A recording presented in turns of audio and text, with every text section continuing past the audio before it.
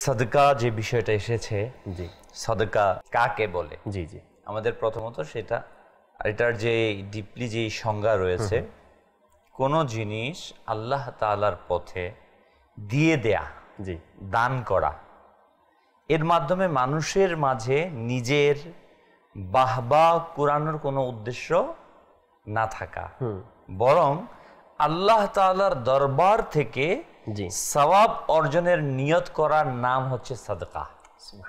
যদি আমি দিলাম, এর সাথে আমার নিয়ত থাকলো যে মানুষও আমাকে বাহবা বলুক, তাহলে কিন্তু আর সেটা সাদকা রইল না। রাইট।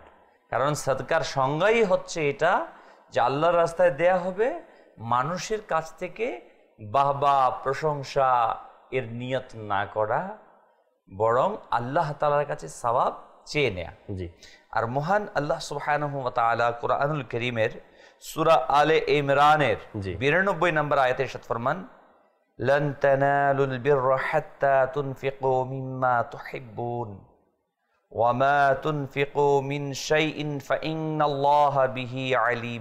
কানজুল ঈমান থেকে অনুবাদ, তোমরা কখনো পূর্ণ পর্যন্ত পৌঁছবে না যতক্ষণ না আল্লাহর পথে আপন প্রিয় বস্তুকে ব্যয় করবে না, এবং তোমরা যা কিছু ব্যয় করো আল্লাহ তাআলা জানেন। সুবহানাল্লাহ। আল্লাহ তাআলা স্পষ্ট ভাবে বলে দিয়েছেন জি যে আল্লাহ তাবারক ওয়া তাআলার কাছে কামিয়াবির মাধ্যম, পরিপূর্ণভাবে আল্লাহ তাআলার কাছে পৌঁছানোর মাধ্যম হচ্ছে আমার প্রিয় বস্তুকে আল্লাহ তাআলার রাহে খরচ করা, যেটা আমি ভালোবাসি।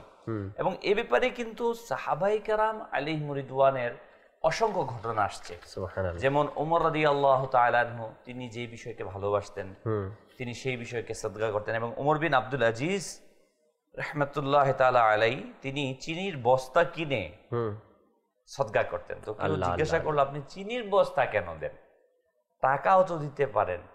এবং আমাদের অনেকের চিন্তা থাকে যে আমরা এটা না দিয়ে টাকা দিয়ে দিই, যেটা ওনার ওই যে ব্যক্তিকে দিচ্ছি তার প্রয়োজন অনুযায়ী সে ক্রয় করবে।